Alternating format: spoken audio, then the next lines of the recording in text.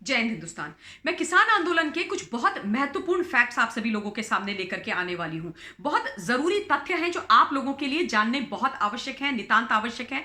Fact based ये पूरी video मैं आपके लिए बना रही हूं और फिर से मैं आपके विवेक पर छोड़ती हूं कि आप मेरी बात को सुने, अंत तक सुने, एक एक चीज को एनालाइज करें, उसको क्रॉस चेक करें और उसके बाद अपना निर्णय ले करके उन लोगों को डेफिनेटली एक्सपोज करें जो हमारे अन्नदाता, हमारे सम्माननीय आदरणीय किसानों का दोहन अपनी राजनीतिक स्वार्थ सिद्धि के लिए कर रहे हैं। उनका नाम और उनके आंदोलन दोनों को बदनाम करने की कोशिश कर रहे हैं। हमारा अन्नदाता न उग्र हो सकता है, न हमारा अन्नदाता कोई गलत व्यवहार कर सकता है, न हमारा अन्नदाता सामान्य नागरिकों के जनजीवन को खराब कर सकता है, कभी नहीं कर सकता। ये सारी चीजें इस देश के अंदर अगर कोई कर सकता है तो वो राजनीतिज्ञ कर सकता है। और जो 22 पॉलिटिकल पार्टीज डे वन से इस आंदोलन के अंदर बैठी हुई हैं, जिन्होंने इस आंदोलन को हाईजैक कर दिया है, वो लोग इस तरीके का कृत्य कर रहे हैं। मैं आपको याद दिलाना चाहती हूं कि किसान आंदोलन आरंभ किस बात पर हुआ था।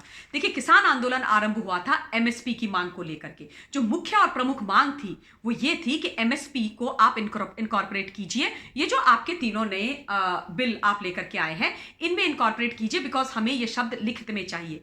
सरकार से वार्तालाप हुई, कई दौर की वार्तालाप हुई। बोला गया कि ठीक है, हम आपकी हर एक बात को मानेंगे, संशोधन किया जाएगा। और सरकार कहती है कि ठीक है, हम इसको इनकॉर्पोरेट करेंगे। हो गया समस्या का समाधान। आपकी मुख्य मांग ये थी, उस मांग को मान लिया गया है, इनकॉर्पोरेट किया जाएगा।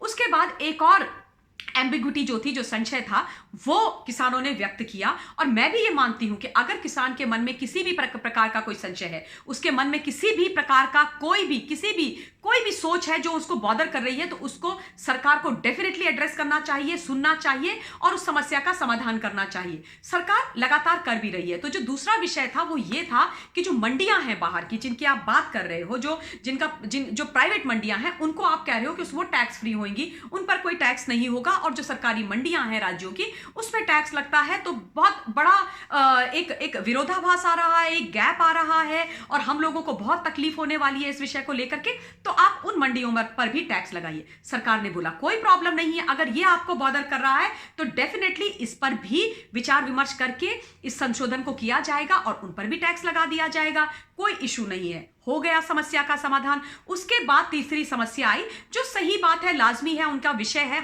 आदरणीय किसानों का। और हमारे किसान भाइयों ने वो विषय रखा कि अगर हमारा कोई डिस्प्यूट होता है, हमारी कोई परेशानी होती है, हमारा किसी प्रकार का कोई भी मतभेद होता है, जो भी हमारी फसल की खरीदी करते हैं उनके साथ, तो आप कहते हैं कि हम एसडीएम कोर्ट तक जा सकते हैं। जो हमें ठीक नहीं लग रहा है, हमें सिविल कोर्ट में जाने की अनुमति दी जाए। इस बिल के अंदर वो प्रोविजन किया जाए। सरकार ने बोला फेयर इनफ, बिल्कुल आपकी बात को हम मान रहे हैं, आप डेफिनेटली सिविल कोर्ट जाइए। और इसके अलावा सरकार ने एक बहुत बढ़िया कदम लिया अपनी तरफ से, अपनी पहल पर, और उन्होंने बोला कि हम आपके लिए फास्ट ट्रैक कोर्ट्स भी स्थापित करेंगे, फास्ट ट्रैक कोर्ट बनाएंगे, क्योंकि अन्नदाता सर्वोपरि है। अन्नदाता के मन में कोई संशय नहीं होना चाहिए। अन्नदाता को किसी भी प्रकार से किसी ने दबाना नहीं चाहिए, अन्नदाता को कोई परेशानी नहीं होनी चाहिए। इसलिए SDM court and civil court तो ठीक है, हम फास्ट ट्रैक कोर्ट बनाएंगे। हमारा अन्नदाता वहां पर जाएगा, अपने विषय रखेगा और तुरंत के तुरंत उसको अपनी समस्या का समाधान, उसके ऊपर जजमेंट मिलेगा। इतना बड़ा डिसीजन दे दिया। जो मेजर चीजें थी वो सारी की सारी एड्रेस हो गई, सरकार मान गई। तो इसके बाद क्या होना चाहिए था? ये जो हमारा आंदोलन है और जो हमारे क्या कहते हैं, तीनों दिल्ली हर तरफ से बंद हो रखा है, उसको फ्री हो जाना चाहिए था। जो हमारा जनजीवन जो अस्त व्यस्त हो गया है, नष्ट हो गया है, उसको खत्म, उसका समाधान भी हो जाना चाहिए था। लोगों ने अपने घर चले जाना चाहिए था। लेकिन आंदोलन खत्म होने का नाम नहीं ले रहा, बल्कि आंदोलन ने एक बड़ा ही उग्र स्वरूप ले लिया है। आंदोलन में जो महिला पत्रकार हैं उनके साथ अभद्र व्यवहार हो रहा है। आंदोलन में नृत्य आदि चल रहे हैं और ये हमारा किसान कभी नहीं कर सकता।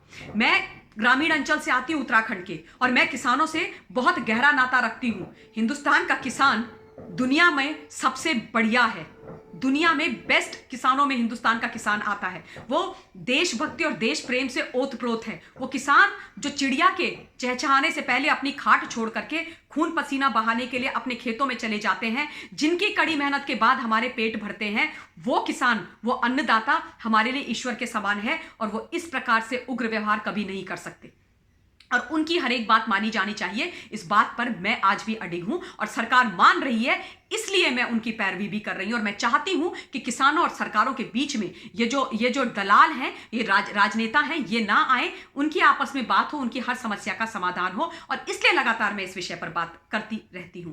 अब क्या हो गया है कि लोग नहीं जा रहे हैं, किसान नहीं, वो दलाल जिनकी मंडियां बंद होने वाली हैं, वो राजनीतिक पार्टी जो पॉलिटिकली बैंक करप्ट हो चुकी हैं, वो वहां पर बैठी हुई हैं। वो कहती है नहीं नहीं, ये तीनों बिल आप वापस लो, तीनों बिल वापस लो। अरे भैया, आपके सामने ये बिल पास हुआ था सदनों में, तब आप बैठ जाते ना धरने में, तब आप पास नहीं होने देते, सदन को छोड़ के नहीं जाते, तब वॉकआउट कर जाते हो, तमाशा करते हो, ये करते हो, वो करते हो। और आज एक संवैधानिक तरीके से लोग दो सदनों में पास हुआ बिल, महामहिम जी की मुहर लगे हुए बिल की इतनी अवहेलना की जा रही कि कोई मुख्यमंत्री उस बिल को फाड़ देंगे, कोई इसके बारे में अनाप शनाप बोलेंगे। तो ये तो मतलब लोकतंत्र का मजाक है, किसानों के साथ बहुत बड़ा धोखा है।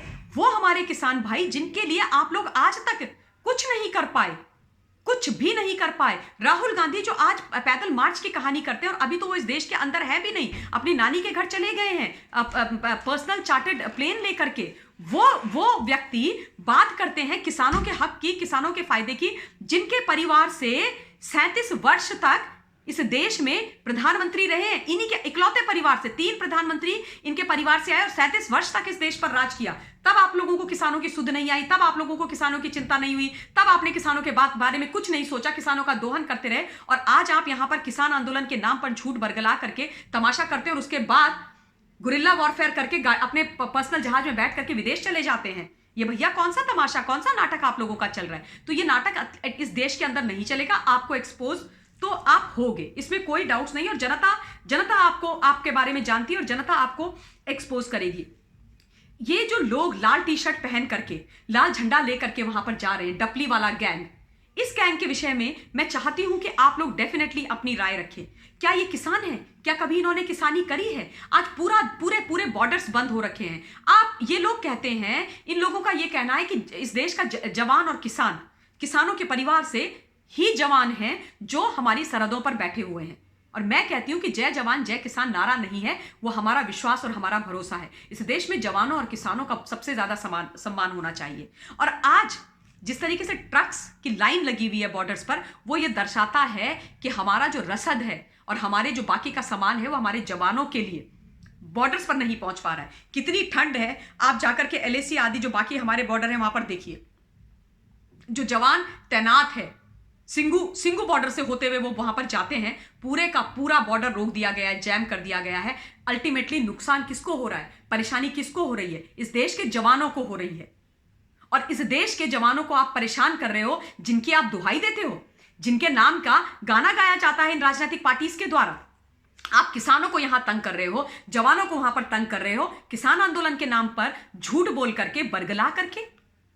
तो मेरा आप लोगों से हाथ जोड़ करके इन पॉलिटिकल पार्टीज से निवेदन है कि प्लीज इस देश के जवान और किसानों का बहुत दोहन आप लोगों ने इतने साल कर दिया, अब उनको अच्छी जिंदगी दी जा रही है एक सरकार के द्वारा, उनको जीने दो। ये उनका हक है, उनके हक के लिए के बीच में मत आइए आप लोग।